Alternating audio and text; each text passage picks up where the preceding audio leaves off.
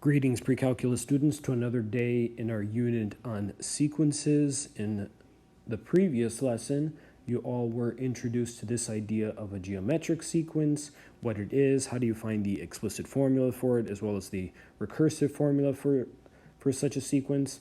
In today's lesson, which will be a very short one, we will cover basically the same situation that we covered with arithmetic sequences, which is how can we determine the explicit formula of a geometric sequence when we only know two non-consecutive terms. So for example, we don't know the first or second term, we know like the fifth or the 10th term, for example. So we're going to look at that situation. Now really quickly, if the bell ringer was not covered at the beginning of class, I just wanted to quickly cover it here, in which you are given this geometric sequence, 80, 40, 20, 10, and 5, and you're asked to find an explicit and recursive formula. So right off the bat, we know this is a geometric sequence because it looks like the pattern is we always multiply by 1/2. Okay, so we always multiply by 1/2. So there is that common weight ratio, which once again, we could easily verify by just taking any two consecutive terms and dividing them by one another. So 40 divided by 80 is 1/2, 20 divided by 40 is 1/2, and 10 divided by 20 is 1/2. So it works. Okay, so the common ratio is 1/2. Okay, so since the common ratio is 1/2, that means we can get started at least on the explicit formula.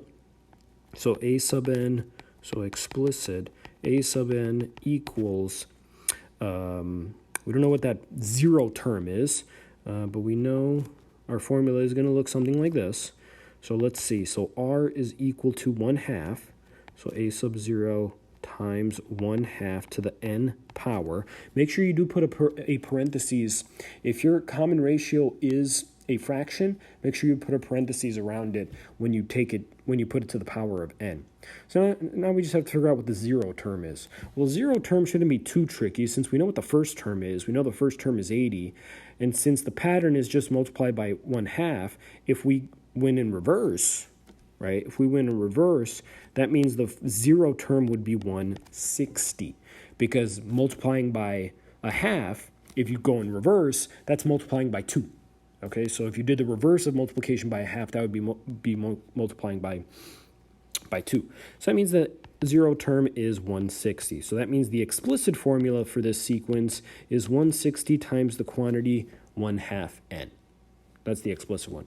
The recursive one is a lot easier because once again, the pattern is just multiplication by 1/2. So that's our repeated multiplication. So for the recursive, it would be a sub 1 is equal to 80, because we do have to specify what the first term is. And then a sub n is equal to a sub n minus 1 times 1/2. That's it. Because once again, if the pattern is just multiply by 1/2 every single term, then that means the recursive is just going to be the previous term times 1/2 every single time. So that was a bell ringer, just in case it was not covered at the beginning of class. If it was covered, then you hopefully skip this part as opposed to hearing it again. Okay, so a quick recap from the previous lesson. A geometric sequence is a sequence where there is a common ratio between consecutive terms. And we just saw that in the bell ringer problem. If you take any two consecutive terms and you divide them, you should have a common ratio. That ratio should be the same every single time if it's geometric. Or in other words, another way to think about it, you're always multiplying by the same constant every single time from one term to the next. Okay, so example 1. The fourth term of a geometric sequence is 125, and the 10th term is 125 divided by 64. Find an explicit formula for the nth term, then find the 14th term. Assume that all terms of the sequence are positive. All right. So the fourth term is 125. So a sub 4 is 125. And the 10th term is 125 over 64. So the 10th term is 125 over 64. So like I said, we've seen a problem like this, except we've seen it in the context of an arithmetic sequence. Now we're looking at it in the context of a geometric sequence. So we know the fourth term. So 125 is the fourth term, right? Fourth term. And then we know 5th, 6th, 7th, 8th, 9th terms we do not know, but we know the 10th term, which is 125 over 64. So that's the 10th term. So what do we do between each term? Well, in a geometric sequence, to go from one term to the next, we always multiply by r, right? And then we just keep on going, right? Every term after that, to find the next one, we have to multiply by whatever that r value is, whatever that common ratio is every single time. So what does that mean? Well, that means the next term after 125 should be 125 times r, right? And then the next term after that, let me zoom in here. There you go. The next term after that should be 125 times r times r. Or another way to think about it is 125 times r squared, because when you multiply by a number twice, it's the same thing as just multiplying by its square, because squaring something is multiplying a number by itself. All right, and then we can keep on going, right? The next one would be 125 times r cubed, and then 125 times r to the fourth, and then finally 125 times r to the fifth. So that means the 10th term should be equal to 125 times r to the sixth power, if we were to continue that pattern. Okay, so now we have an equation. We have an equation that we can set up. We have 125 times r to the sixth is equal to 125 divided by 64. Okay, so just like when we've done this type of problem with arithmetic sequences, we're going to use this equation to solve for the variable. So we're going to use this equation and solve for r. So let's solve for r. So let's divide both sides by 125. So divide both sides by 125. So r to the sixth power is equal to 1 over 64, because these 125s cancel out. Those 125s cancel out, so we're just left over with 1 over 64. So now the question is, all right, how do I get this variable by itself? How do I get rid of that 6, right? How do I get rid of that 6? I don't want that 6 there. So the key here is you're going to do the opposite. Well, what is the opposite of taking something to the sixth power? Well, think about it. When you square something, the opposite of squaring something is square rooting it. So if I take something to the sixth power, the opposite would be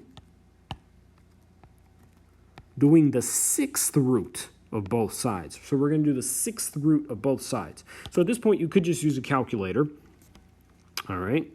So the 6 cancels out, so all we're left with is just a lone variable r. And then on the right side, if you plugged in the sixth root of 1 over 64, the sixth root of 1 over 64, that is equal to 1/2. Or actually, let me make sure. 2 or 4, 8, 16, 32, 64. Yeah, it's equal to 1/2.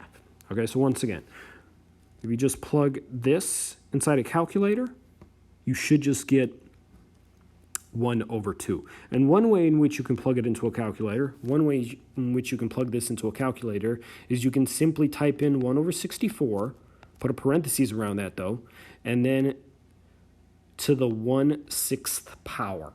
Okay, that's how you can type that into a calculator. So 1 over 64, put that in the parentheses, and then make the exponent 1 over 6. That's the same thing as finding the sixth root of 1 over 64. That is the same thing as finding the sixth root of 1 over 64.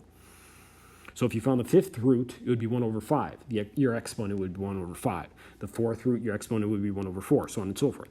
So that means our r value is 1/2. Our value is 1/2. So this is what our equation looks like so far. So I'm going to call this sequence b sub n. So b sub n is equal to a sub 0 times 1/2 quantity. Remember, if your common ratio is a fraction, make sure you put it inside of parentheses. 1/2 to the n power. So we still have to figure out what that 0 term is. Well, remember, one way in which we can do it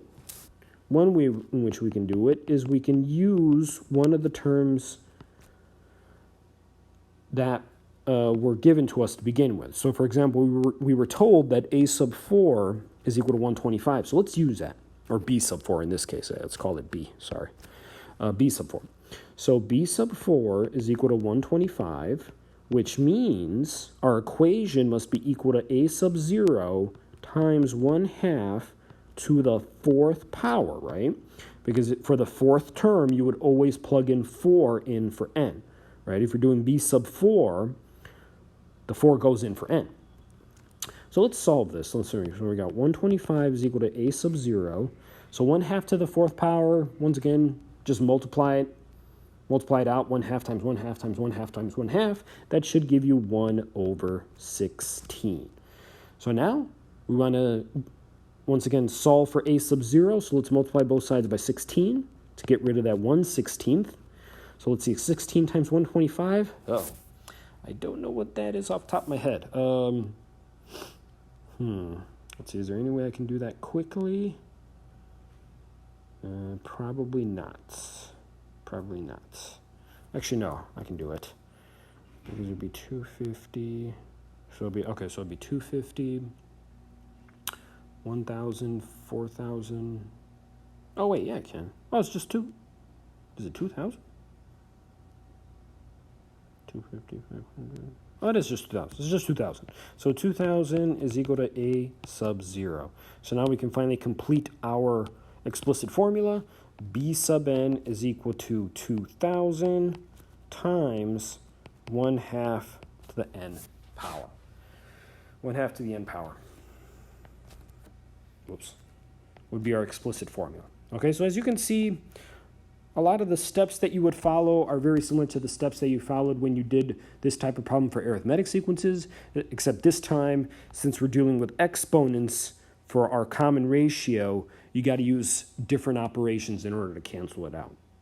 But otherwise, very similar, very similar. So our final answer for this would be b sub n is equal to 2,000 times the quantity, so parentheses, 1/2 to the n power.